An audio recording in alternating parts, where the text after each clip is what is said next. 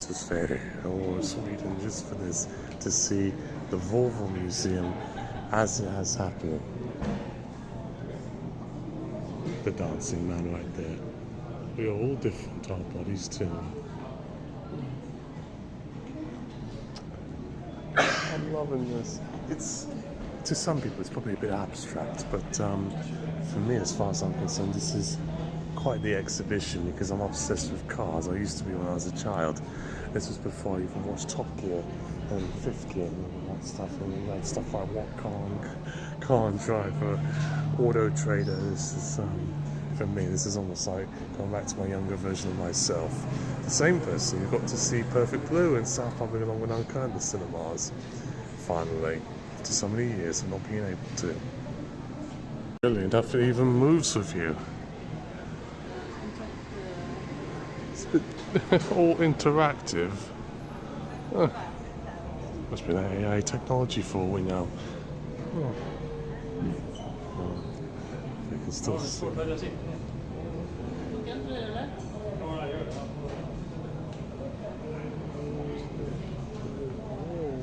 It's like I'm simulating driving almost. My Swedish isn't good, but I'll just say ich fahre, which is the German word for I drive. Volvo will always be better than Volkswagen.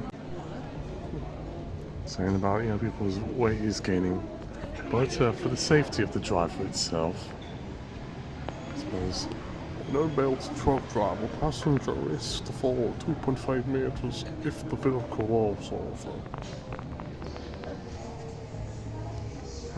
Remember to always buckle.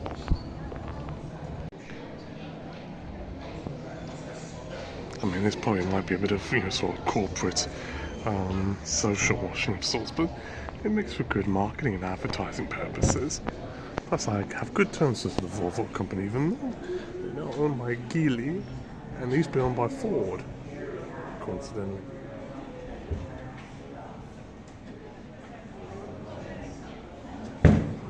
Because, like Volvos are usually built like tanks, that's why they don't crash as much. There's a stereotype for very long that they're safe cars.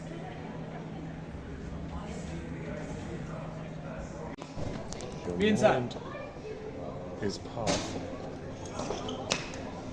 Can it help you keep safe?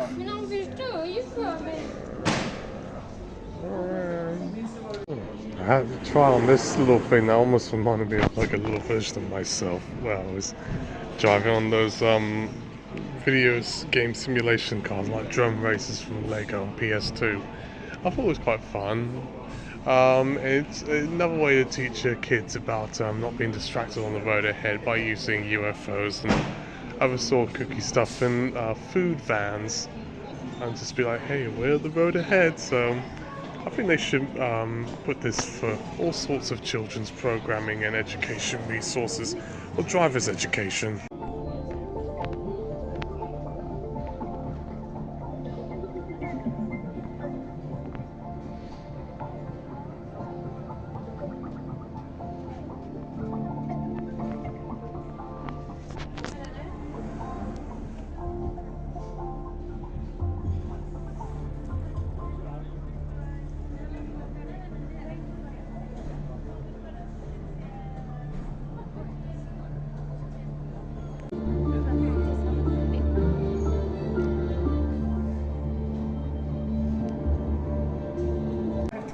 Myself and 3 other people would survive.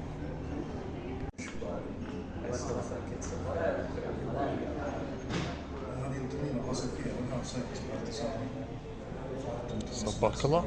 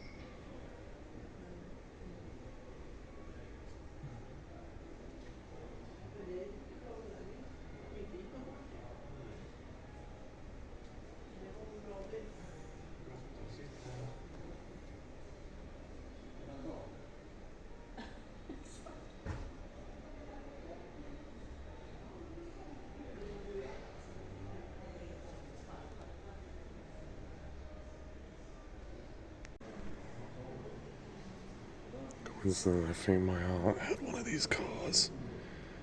I think my uncle as well. They're wonderful things. You still even see them on the roads, even to this day. That's how sturdy they are. But they probably swap a lot in fuel and diesel as well. I wish they brought these back. Nice little small vehicles. The closest we ever got, at least my generation, was the C30 Coupe, which isn't quite the same, but one can dream. I actually like it. It's a neat little nifty car.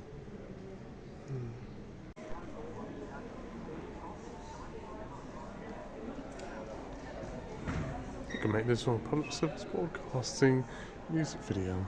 Just watch.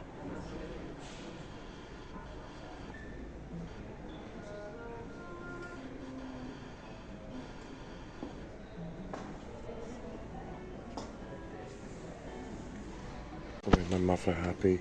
This is a US import that came all the way from New York. This particular Volvo here that's been driven for a very long time. It managed, if I'm correct, to accrue 5 million kilometers or 3 million miles on the road. For safety inspection. It even has this little sticker that I thought would be quite amusing. City of Mountain View, California. Can you believe that? It's because unfortunately they're bringing here importing taxes and levies. I for one didn't know they made a car like that small, but also operate on an electric engine. Back in the 70s, how very futuristic. All we need is Soylent Green and Logan's Run to be playing. I'll make your local pictures and we'll call it a day, really. I wonder if I'll be able to fit inside it. Immortal Worlds of Ralph Nader.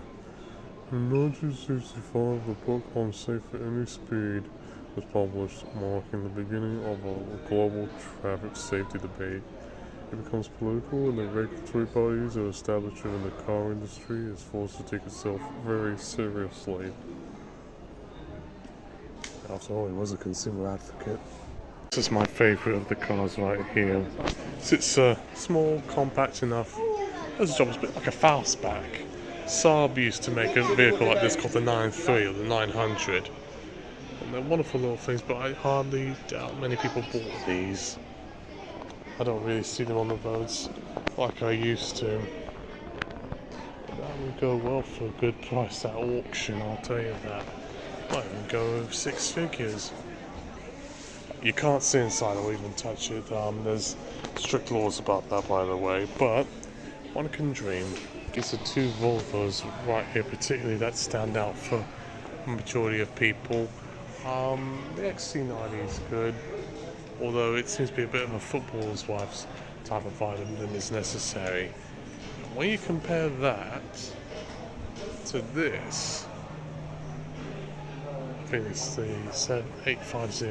I thought it was 750, 850. This one's a little bit more in line with what Volvo is known for. Very boxy, very safe, and many people find it dull, but I don't care. Dull is good. For exhibition, I saw like emergency vehicles that were used, I believe, by the police and emergency services, which I think are quite interesting. I always like Volvo police vehicles, more enduring than the BMW ones.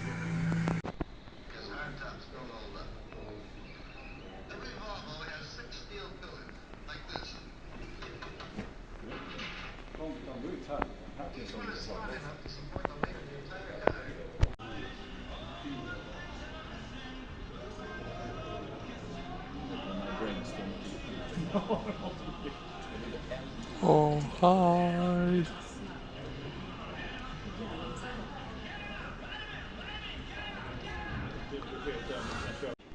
Ok, j'accède.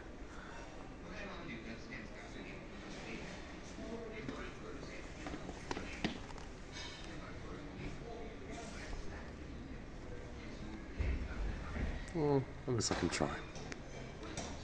Best of both worlds, I would say. A Lego built Volvo XC90. I can't believe it myself. Look at this.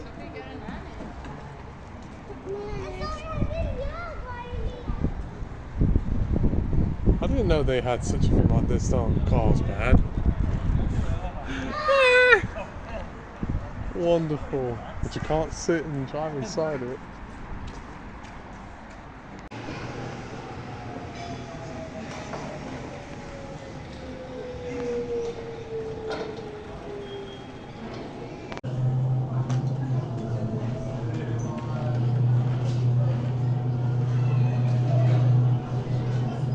Definitely got MXQ's name written all over it. You get create your own beat with all these sounds.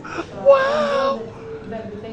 I can imagine my mother thinking, oh, this is your favourite part, isn't it, kiddo? Share the music that I was making on here, but this almost reminds me of the GarageBand application I used to have before I sold the iPad. But, oh my goodness, I should have never touched this.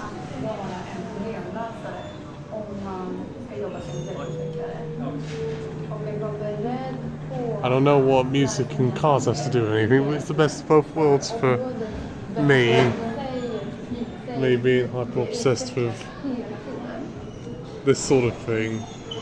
All it just needs is a film rating. It's got approved for 15 y'all, 12 y'all, no, 11 y'all, 7 y'all. Before we cross the finish line, turn around for something special. Because this is the car that made history, bringing Volvo its first World Championship title.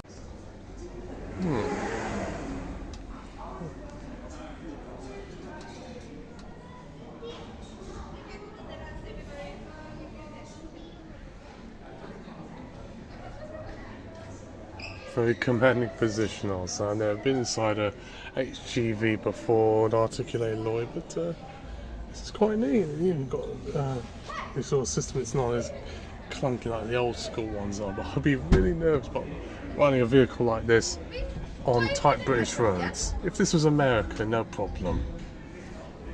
Better way to end this little video that I did by seeing all these cars imprinted on the wall. This would have made little me very happy. Look at those die casts. Look at them. I feel so happy. This reminds me of little old me collecting cars and stuff and place all on display.